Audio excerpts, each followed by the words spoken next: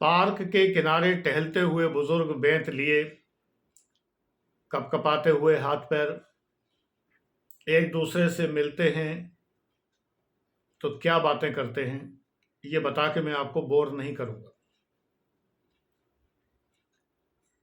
मैं सिर्फ ये बताना चाहता हूं कि कभी कभी जब दो पुराने परिचित बुजुर्ग जब मिल जाते हैं एक दूसरे को, तो एक बात जरूर कहते हैं, और कैसा चल रहा है, सब ठीक ठाक। दूसरा कहता है हाँ सब ठीक ठाक, अब तो जिंदगी सेटल है, पेंशन मिल रही है।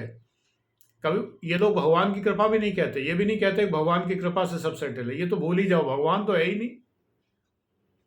सब सेटल है, पेंशन मिल रही है, और अभी अब तो नया पे स्केल लग गया है, 75,000 रुपये मिल रहे हैं, काम चल जाता है। भगवान की कृपा से नहीं कहते हैं। काहे की कृपा, कौन सा भगवान, कैसा भगवान, हु इज दैट भगवान, यू नो। फिर कहेंगे लड़की अभी विदेश में है, इंडिया कभी कभी आती है, नाती पोते वहीं पढ़ लिख रहे हैं, और वो तो बिल्कुल हिंदी समझते ही नहीं हैं। लड़के भी विदेश में सेटल हैं, एक जर्मनी में सेटल है, एक यूएसए में सेटल है, कनाडा तो सबका है, वो तो गरीब की जोरू सबकी भाभी है। कनाडा में तो जो नहीं सो सेटल हो जाता है, कनाडा में सेटल है। नहीं तो जो बहुत ज़्यादा जिन्होंने दमखम दिखाई है तो यूएसए में सेटल कर दिया है, चाहे टेम्परेरी क्यों ना हो। और हारे को हरिनाम टाइप के लोग हैं जिन्होंने अपने बच्चे यूक्रेन भेज दिए। बड़ा दुखद है, बच्चे फंसे हुए हैं, भारत सरकार की कोई नीति स्पष्ट नहीं हो रही, मीडिया तो चाटुकार मीडिया है, ये बता ही नहीं रहा है कि बच्चे आए हैं तो सरकार उनको एयरलिफ्ट करके फ्री में लाई है या वो 1.5 लाख रुपए खर्च करके लाए हैं। बस केवल उनके इंटरव्यू दिखाए जाते हैं जो प्रधानमंत्री जी की जय बोलते हैं। निश्चित रूप से विदेश में फंसे और भारत आना है तो एयर फेयर देना कोई बुरी बात नहीं है। मैं ये उम्मीद भी नहीं करता कि उनको फ्री लाया जाएगा, वैसे भी एयर इंडिया रही नहीं इंडिया की, वो तो उन महान देशभक्त रतन टाटा की हो गई है, क्योंकि उनसे बड़ा देशभक्त संसार में कोई है नहीं, ऐसा लगता है मीडिया को देख के। और वो अवसर का फायदा उठा के 1.5 लाख रुपया वसूल रहे हैं, जैसा कि पता चल रहा है। अब उस 1.5 लाख देकर भी जो आ रहा है वो भी सरकार को ही धन्यवाद दे रहा है, ठीक है, अच्छी बात है, क्योंकि कृपा तो सरकार की होती है। चाहे रैंक रैंक के बॉर्डर पहुंचे हों, चाहे पोलैंड में लाठी खाई हो, चाहे जूते खाए हों, चाहे भेदभाव हो, चाहे मर भी गया है एक बालक अभी तक, दुखद है। लेकिन प्रश्न ये उठता है कि ये सेटल विदेश में होने का लालच क्यों। यूएसए नहीं हो पाए, कनाडा नहीं हो पाए, इंग्लैंड नहीं हो पाए, जर्मनी नहीं हो पाए, कहीं नहीं हो पाए, तो यूक्रेन ही सही भेज दें, डॉक्टरी पढ़वा लेंगे, फिर यहाँ आके अपना पैसा छीनेंगे, नर्सिंग होम खोलेंगे, मरीजों को भरपूर दोहन जितना कर सकते हैं करेंगे।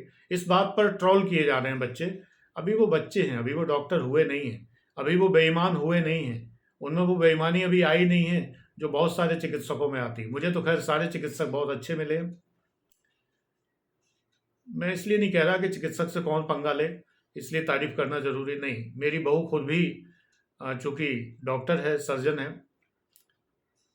और एक ईमानदार सर्जन है, नहीं तो अब तक नर्सिंग होम बना लिया होता। इतने साल हो गए, 10-15 साल हो गए, लेकिन मेडिकल कॉलेज में प्रोफेसर हैं। आई सर्जन के तौर पर अपनी क्लिनिक भी नहीं बनाई। ये मेरा परिवार है, मैं जानता हूं कि ऐसा परिवार है कि मेरा और मेरे समधी जी का परिवार, यानी मेरी बहुओं का जो मायका है, दोनों के संस्कार एक जैसे हैं, और हम लोग चीटिंग में विश्वास नहीं करते।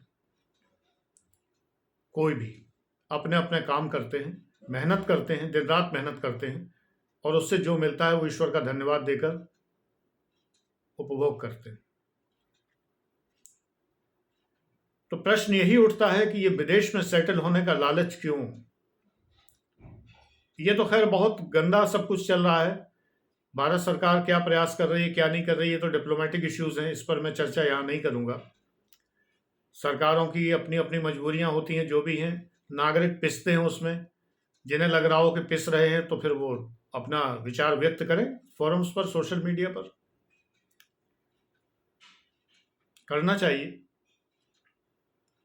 कि अगर भारत को सपोर्ट करना चाहिए तो क्यों नहीं कहते। किसको भारत सपोर्ट करे, पुतिन को करे, किसको करे? दिक्कत ये है ना, जब हम एक बार किसी से बहुत ही प्यार से गले मिलते हैं, फिर हम उसका विरोध नहीं कर पाते। तो भारत गुटनिरपेक्ष देश रहा है, हम तो सभी से गले मिलते रहे। ये तो कुछ डिप्लोमेटिक पॉलिसीज थी कि एक जमाने में ख्रुश्चेव, ब्रेजनेव, कोसिगिन, रूस के, यूएसएसआर के, वो भी हमारे अपने थे।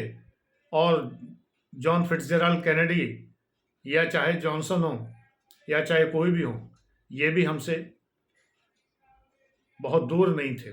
नो डाउट पाकिस्तान के ज़्यादा करीब थे, लेकिन वो ज़माना दूसरा था, शीत युद्ध चरम सीमा पर था, तो भारत थोड़ा पिछड़ गया था इस मामले में। लेकिन हमसे बुरे संबंध किसी के नहीं थे। अमेरिका से भी समझौते होते थे, हमें बहुत सारी चीज़ें मिलती थीं। तो ये भारत हमेशा से करता रहा है, कोई नई बात नहीं है। प्रधानमंत्री जी विदेश नीति में बहुत माहिर हैं, लेकिन अब ये कहिए कि एकदम प्रधानमंत्री जी कोई जादू की छड़ी घुमाएं और सारे बच्चे यहाँ आ जाएं, ये तो नहीं हो पाएगा। मीडिया तो गोदी मीडिया है ही है, इसमें कोई दो राय नहीं, उस पर तो मुझे चिढ़ आती ही आती है। लेकिन यह भी सत्य है कि प्रधानमंत्री जी के हाथ में सब चीज़ नहीं होती है। विश्व की दशाएं हैं, कंडीशंस हैं, उसी के अनुसार बिहेव करना पड़ता है।